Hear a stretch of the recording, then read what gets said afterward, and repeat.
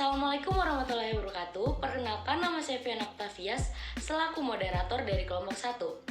Di sini saya akan memperkenalkan anggota kelompok saya. Yang pertama ada Septia Veronica Sianipar, yang kedua ada Fazila Parinabila Rahel, yang ketiga ada Salsabila Araifa, yang keempat ada Erlangga Rahardian, dan yang kelima ada saya sendiri. Di sini kami membahas tentang perkembangan kodifikasi hukum pidana yang terdiri dari Napoleon Bonaparte di Prancis melalui pengkodifikasian hukum pidana, perdata dan dagang, Kode Sipil Hukum Perdata tahun 1804, Kode de Commerce Hukum Dagang tahun 1803, Kode de Procedure Sipil Hukum Acara Perdata tahun 1807, Kode de Introduction Criminal Hukum Acara Pidana tahun 1808, serta Kode Penal Hukum Pidana tahun 1810. Materi yang selanjutnya akan dipaparkan oleh anggota saya yang bernama Salva Salsabila. Kepastian hukum dan revolusi Prancis. Yang pertama ada kepastian hukum sebagai respon terhadap keadaan Ancien Regime sebelum revolusi Prancis tahun 1789, dan yang kedua ada peradilan sebelum revolusi dilaksanakan tanpa peraturan yang jelas, mengandaikan selera penguasa. Yang kedua ada asas kodifikasi dalam sistem hukum Eropa kontinental, di mana yang pertama asas kodifikasi adalah ciri khas sistem hukum Eropa kontinental atau civil law, dan yang kedua ada sumber hukum utama atau hukum tertulis, di mana seperti undang-undang dan peraturan pemerintah. Dan yang ketiga, ada perbandingan dengan sistem hukum Anglo-Saxon dengan Common Law, di mana negara yang menganut sistem hukum Anglo-Saxon atau Common Law, sumber hukumnya ada dua, yaitu hukum tidak tertulis dan juga hukum tertulis. Selanjutnya ada asas terdecis, menekankan keterikatan hakim pada putusan sebelumnya. Dan selanjutnya ada evolusi hukum tertulis di sistem Anglo-Saxon, di mana awalnya hukum tidak tertulis menjadi sumber utama, tetapi lambat laun hukum tertulis diakui sebagai status law, di mana pergeseran dari asas legalitas material ke form. Yang selanjutnya, negara-negara yang menganut sistem hukum civil law seperti Perancis, Belanda, dan Indonesia memiliki pengaruh dari Perancis dan Belanda.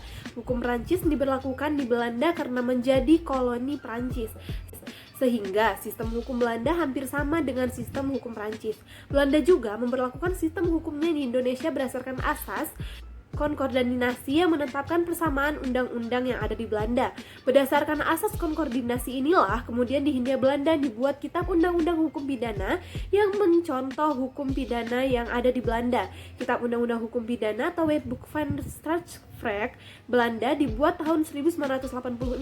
Berdasarkan asas Conrad, di Indonesia dibuat Wetboek dan Van Strafrecht voor Nederland Indi yang selesai pada tahun 1915 dan mulai berlaku pada tahun 1918. Selanjutnya, sistem hukum di Indonesia. Indonesia menganut sistem hukum civil law, dipengaruhi oleh Prancis dan Belanda. Asas konkordansi mempengaruhi pembuatan kitab undang-undang hukum pidana di Hindia Belanda. Ada pula tantangan kodifikasi dalam mengatasi kejahatan baru. Kodifikasi hukum menciptakan kepastian hukum. Namun, muncul tantangan ketika kejahatan baru tidak tercakup. Pengembangan masyarakat, ilmu pengetahuan, dan teknologi memicu kebutuhan untuk pembaruan hukum. Fungsi undang-undang pidana di luar KUHP. UU Pidana di luar KUHP tentukan atau mengatur sendiri ketentuan-ketentuan mengenai pidananya. Dengan demikian, isi ketentuan pasal 103 KUHP itu dapat disimpulkan sebagai berikut. Yang pertama, ketentuan-ketentuan dalam KUHP berlaku juga bagi ketentuan perundang-undangan pidana di luar KUHP. Ketentuan KUHP yang berlaku itu meliputi bab 1 sampai bab 8 buku 1 KUHP tentang ketentuan umum. 2. Dalam hal peraturan perundangan di luar KUHP itu menentukan sendiri, maka berlaku pula asas lex specialis derogat legi generalis. Dalam buku 1 KUHP mengatur tentang bab 1 tentang batas-batas berlakunya aturan, bab 2 tentang pidana, bab 4 tentang percobaan, bab 5 tentang penyertaan dalam melakukan tindak pidana, bab 6 tentang perbarengan tindak pidana, bab 7 tentang mengajukan dan menarik kembali pengaduan, dan bab 8 tentang hapusnya kewenangan menuntut dan menjalankan pidana. Yang dimaksud dengan delik-delik khusus di luar KUHP adalah undang-undang pidana di luar KUHP, yaitu segala peraturan perundangan di luar KUHP yang di dalamnya ada ketentuan yang mengancam pidana atas pelanggaran. Pengertian dan pembagian hukum pidana. Pengertian hukum pidana. Pengertian hukum pidana yang berlaku bagi undang-undang di luar KUHP diartikan secara luas meliputi hukum material dan hukum pidana formil. A. Hukum pidana material. Hukum pidana material adalah aturan-aturan yang menetapkan dan merumuskan perbuatan-perbuatan yang dapat dipidana, aturan-aturan yang memuat syarat-syarat untuk dapat menjatuhkan pidana, dan ketentuan mengenai pidana. Hukum pidana material dapat disimpulkan sebagai hukum pidana yang berisi tentang substansi atau materi mengenai perbuatan-perbuatan yang dilarang, syarat-syarat untuk menjatuhkan pidana, ketentuan mengenai pidana.